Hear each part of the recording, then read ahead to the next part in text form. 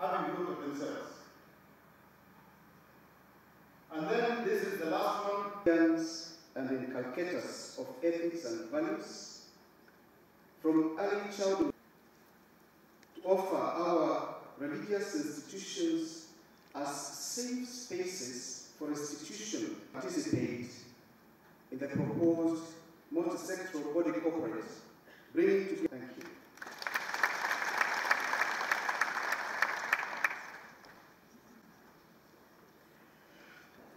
It gives me great pleasure to come to give the commitments of the academic sector from the kindergarten. It is therefore our commitment that the curriculum designer shall ensure that the national sector, through formulation of policies that effectively prevent and discourage corrupt practices through use of technology.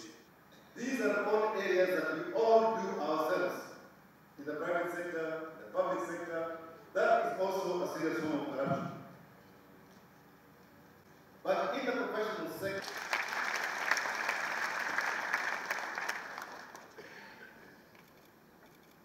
thank you, Prof. Many of us are here, and she's speaking on behalf of the professional sector. Professionals in this country, over 28 professional bodies between ourselves, that is the professional organizations, and ethics and anti-corruption. There are commitments that we commit. Putting injunctions everywhere you can. And this came from the lawyers, from the legal sector. You honest yourself. Is that integrity? By trying to frustrate the rule of law from taking its course. That came across from all of the sectors as part of what you see as corruption.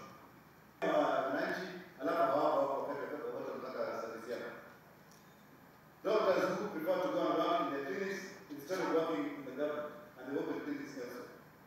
You left the duty which you are required to, basically one that a lot of us may say, no, we're going to see you. Whatever I think of I think what happens for promotion purposes, people say, money for degrees, I don't even say more about that.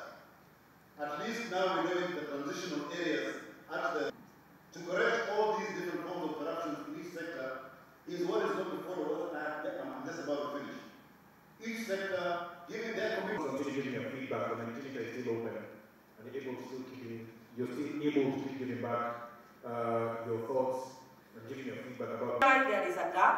Our youth are not being mentored. They come out of universities straight to the offices.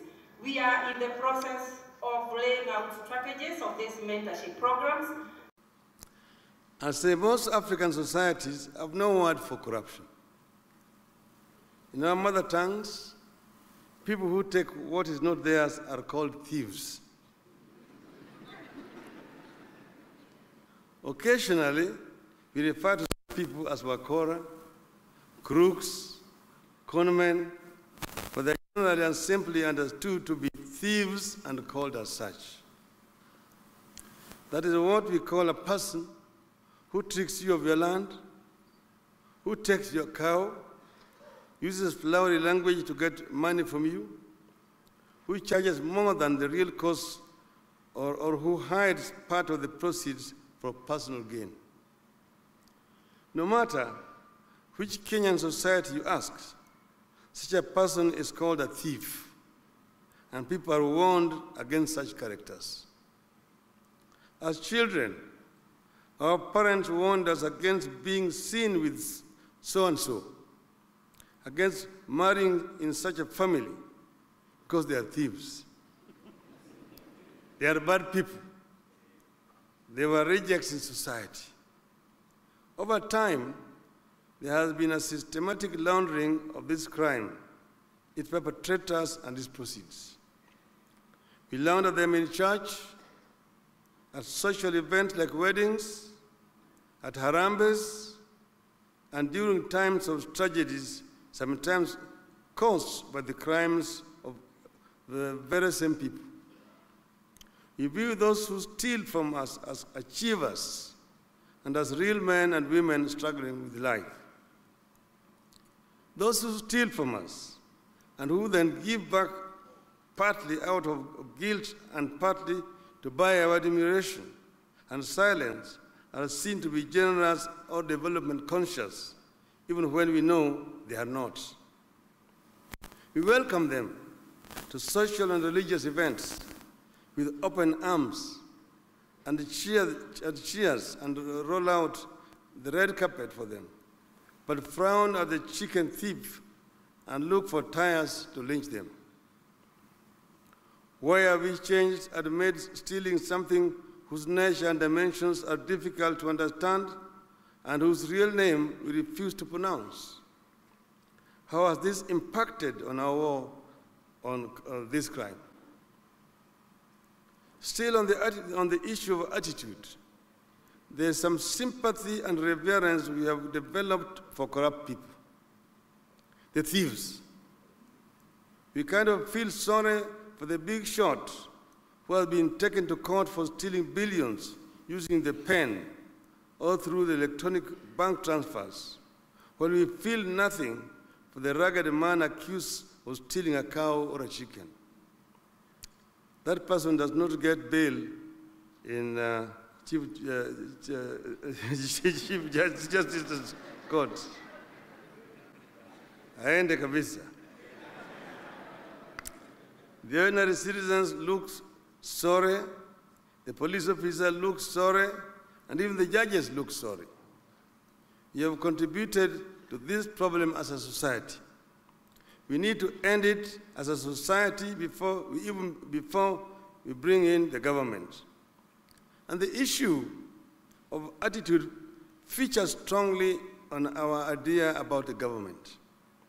We seem to believe that the government is something alien or institution that grows money on trees, and that whoever steals from government money has not stolen from us, because the government's money is somebody's money. In fact, such a person is seen as a hero who has conquered some enemy. Yet the truth is that the government has no money of its own. It's only our taxes. For every money stolen from the government will most likely raise more taxes or cut down on services provided to us. Then there are our institutions, the courts of law, the anti-corruption agencies, the police, etc. There's every indication that the thieves do not sleep as they look for ways to steal. They use the stolen money to hire the most crooked lawyers or buy judges and other officers in the chain. This is a very solemn and important occasion because we are discussing the heart and soul of our nation.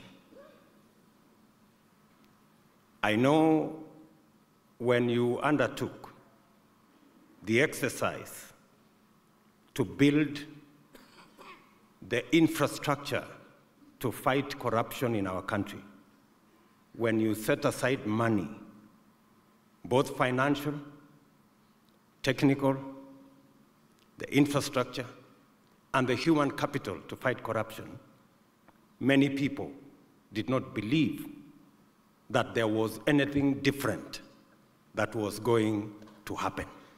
In fact, many people told us, you are doing more of the same. But today, there is an appreciation in Kenya that the building of the institutions charged with governance, from the office of the DPP to the office of the DCI, there is an appreciation that something different is happening.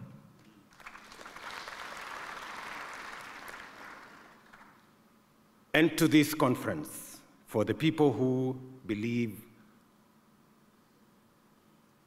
that maybe this is another talk shop I want to tell you that we have traveled this journey. We have seen what commitment and passion can achieve. There is already evidence that this administration matches what they say with what they do. All of us seated here, and I'm happy the Attorney General has a good record, all of us have made commitments. And I like this conference because it is less of finger pointing and more of appreciation of where we are and what we need to do collectively, together, to deal with the challenge of corruption.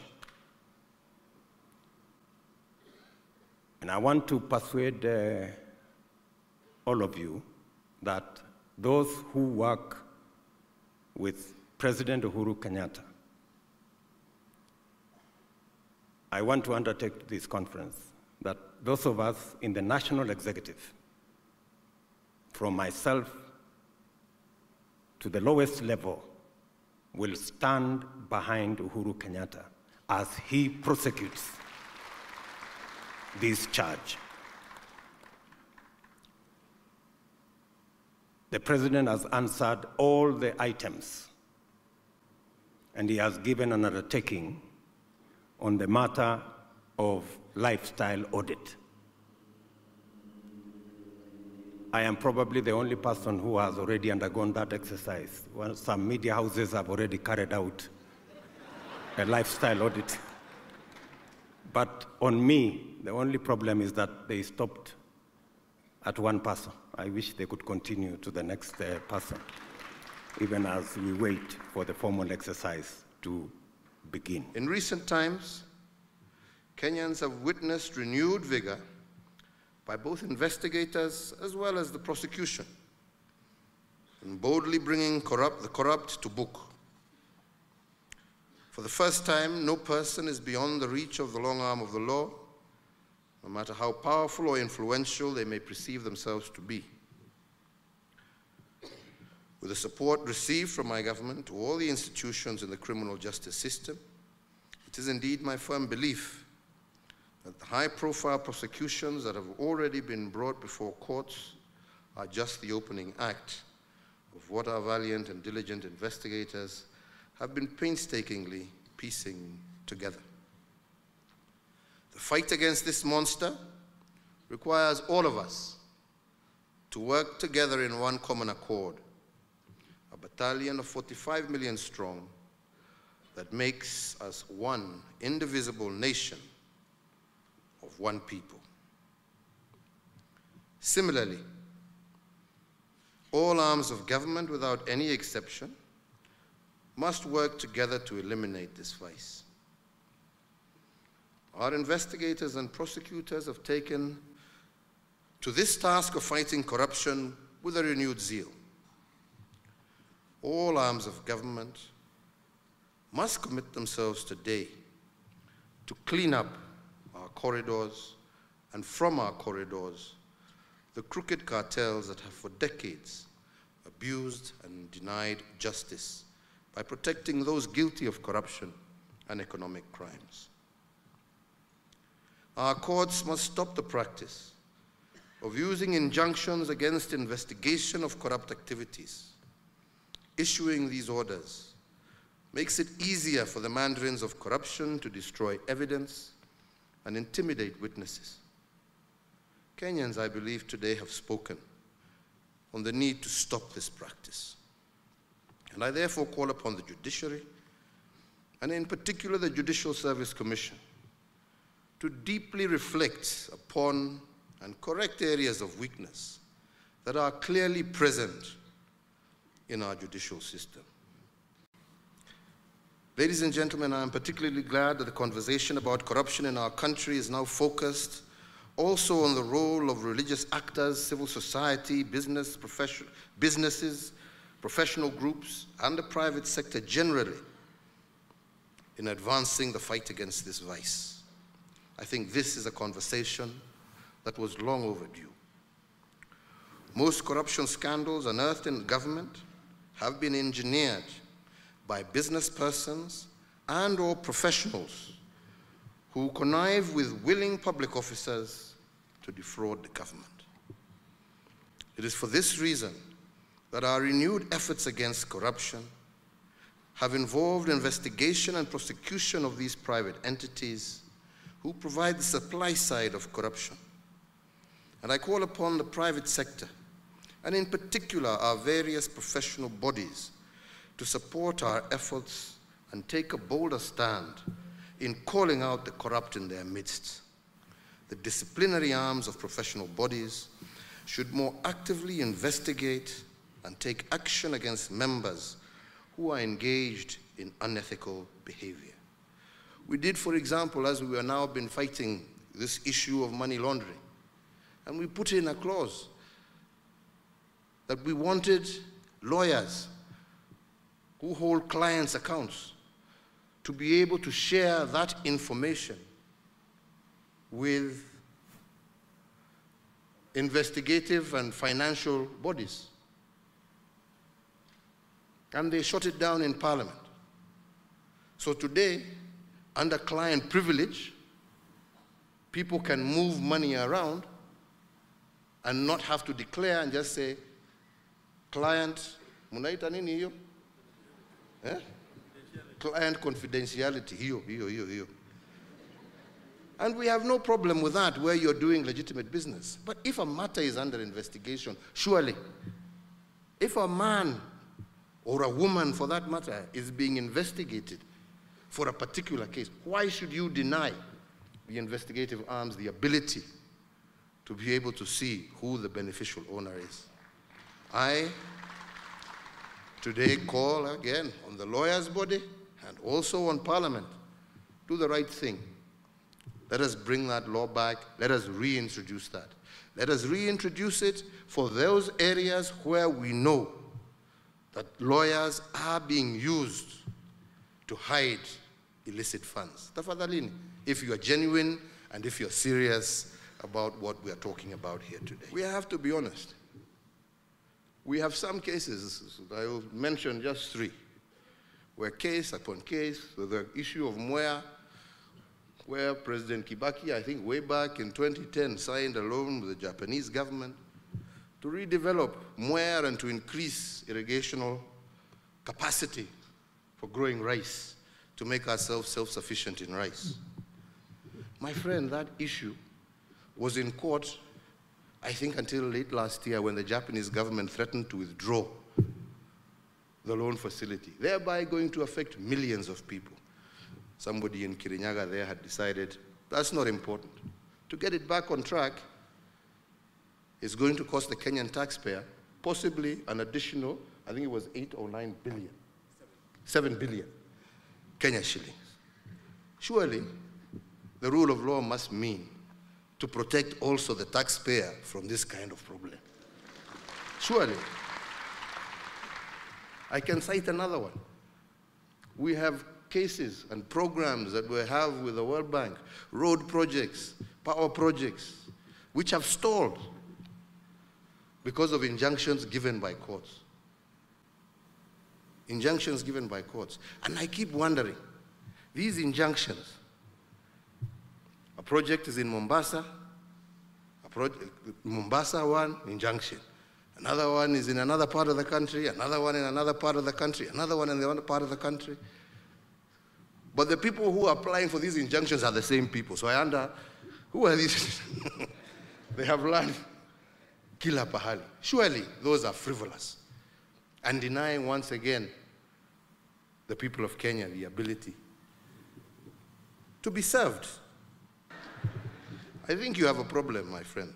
And it's a problem that you're going to have to deal with one way or another. Because we have some fellows who they got lost, they disappeared from Kenya. Me, I just heard they resurfaced somewhere in America. They've been in jail for 2 years. They are singing, I hear, like what, Huko, telling us all. And yet, here in Kenya, They were walking around free while they were here. They go to court, they are released. They go to court, they are released. They continue with their business. Jamani baba, uko na tabu? Hata mimi nilikuwa na tabu. Na tutasaidiana. Tutasaidiana kuondoa hiyo tabu jamani. The root of this malay is what I would call a conflict of interest. I believe going forward, parastatal chiefs should not be in a position to use their offices to advance their private businesses. Those in the arena of road traffic regulation, kama tumeambiwa hapa, should not at the same time be players in the industries that they supervise. Kwa hivyo, kama ni polisi, jameni muamue, wewe unataka kuwa mwenye matatu na ni sawa, lakini uniform weka chini. Huwezi kuwa officer ambaye anashika gari kwa barabara, alafu wewe pia ndio officer ambaye ndio mwenye gari. You cannot police yourself. Kwa hivyo, I think we need to be very clear on that. And in line with the proposals made by this forum, I am today directing the Honorable Attorney General to prepare a bill that will address the question of conflict of interest and unintended consequences